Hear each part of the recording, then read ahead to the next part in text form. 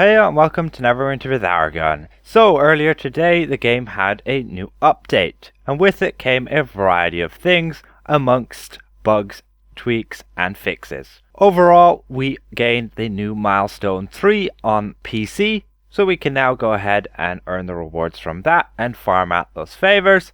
Top of this, we also gained this new teleportation hubs with those monoliths, and we also gained a small Masterwork Profession update. Now, the first thing I would like to mention is that these Juma bags, the rewards from them, the mounts and the companions are now unbound. This is mainly due to the fact that they went ahead and changed the loot drops from dungeons. The companions and mounts which you can now obtain within dungeon chests will now be entirely unbound, so you'll be able to go ahead and sell them on the auction house and trade them with other players.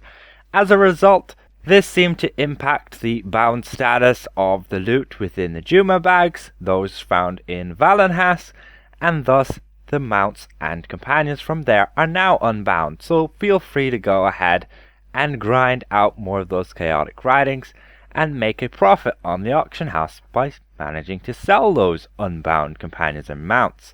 This has yes been reported as a bug, however they won't penalize players for basically exploiting it, and they are actually considering making it a feature.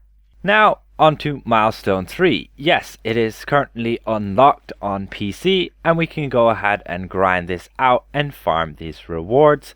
In this top section here, the only really relevant one being this reagent to be able to upgrade those blessed weapons all the way up to epic rarity now, so you can get them fairly close to max just by slotting in all that refinement, getting them really close to the legendary status. So if you don't have your lion hearts, you should be relatively competitive there, and you'll just have to wait till Milestone 4 to finally be able to upgrade them to legendary.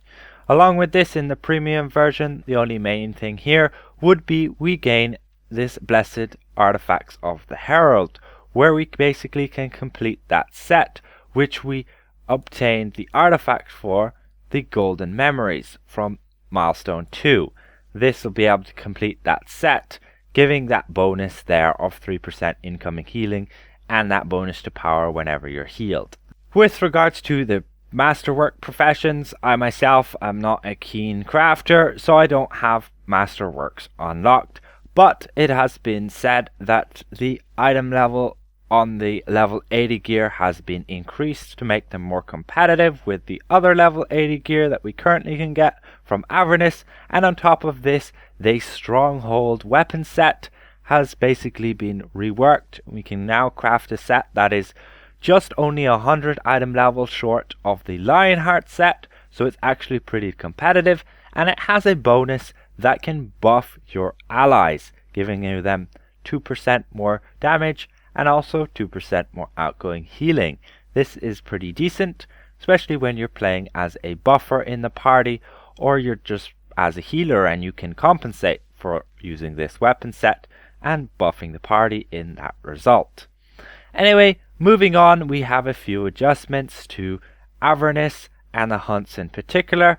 They adjusted the spawn rates of the Hezrau to spawn more frequently and the Scout of Sigia to spawn less frequently. On top of this, they made some changes to the hunt difficulties. Basically, they put the difficulty of the 2-star hunts to be more in line with each other, and you probably will need a few players to take them down at this point. They also made a few adjustments to the damage values and the mechanics of some of the other bosses. The details you can read more about in the blog itself. With regards to the actual hunt rewards, they changed it so that you gain a good bit more Zariel favor from the 1 and 2-star hunts, and the quality of the refinement gems which you obtain while doing the hunts have been increased a little bit, so now you won't be gaining those black pearls. You'll now be able to obtain like black opals and rubies and whatnot, maybe even a diamond. They also made an adjustment to 2 of the pieces of gear which you obtain from the hunts. They changed the crown of the Pit Fiend.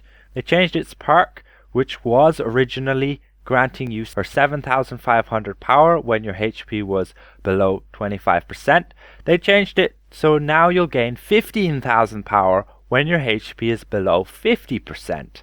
This making it a whole lot more appealing. On top of this, they adjusted it so that it gives critical strike instead of that daft awareness. With regards to the other piece, the Blessed Arms of the Living Fire, they adjusted the perk so basically it now grants 200 power for every 1% of HP you're missing, instead of what it was before, only 75. Still, I disagree that this piece is worth anything. Anyway, they also went ahead and adjusted the actual path of the Fallen campaign, so now you can actually go ahead and see how many boom points you have achieved. And yes, the maximum here is 4. Yes, with regards to the adjustments of dungeon rewards, they changed it so genie gifts are now bound to account rather than unbound, so you won't be able to go ahead and sell those anymore. That's kind of unfortunate. However, with that, as I mentioned earlier, they did adjust it so that mounts and companions are now unbound, so you'll be able to go ahead and sell all of those. And as a result, as I mentioned, that this has impacted the Juma bags, so now the mounts and companions obtained from those are also unbound.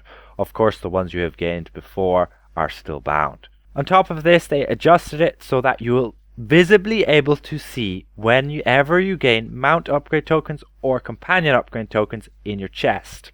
Beforehand, whenever you gain them in the chest and clicked claim the rewards in the chest, they would just go and automatically put in your inventory, and you wouldn't actually realize that you had obtained them. Or when you're re-rolling through a chest, you wouldn't be able to visually see them, so you'd probably end up re-rolling them. Now, as you can see here, I gained the mount tokens from within Zariel, and I gained companion tokens from within Tower of the Mad Mage, and they are visibly there in the chest. So you'll be able to re-roll them if you wish, or claim them if you wished. On top of this, they made a few other minor adjustments, like adjusting the size of the King of Spines when you summon him, removing something from the Wondrous Bazaar, and also making it so that whenever you succeed on a purchase in the Zen Market, you get a flyby message. There are a few other minor tweaks. Oh, I better as well mention this while I'm at it. They adjusted basically a bug with the Fighter Dreadnought, where it was proccing momentum whenever you went on certain mounts. They adjusted critical conflagration with the Thaumaturge so that it can no longer incorrectly cause the Smolder effect to override the Rhyme Smolder. And they adjusted mount powers, Ferocity and Providence, so that it no longer incorrectly gives stacking of the combined rating. Along with that, they adjusted some bonuses that you could gain against damage against devils and demons. It now consistently applies to multiple of the different types of actual demons and devils, and thus you'll gain more benefit from this bonus. The last thing to mention is for PvP. Yes, they removed your goddamn clingy leather coats and such. This bonus, the Perilous Attraction, was disabled for PvP. Will no longer affect anybody.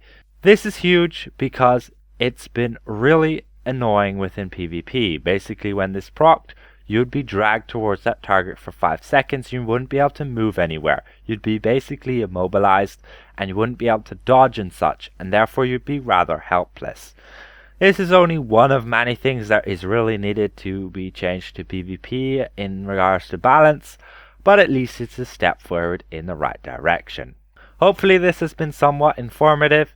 If I presented this well, consider leaving the video a like, and if you're new around here, consider subscribing, and we'll see you guys around. Goodbye for now.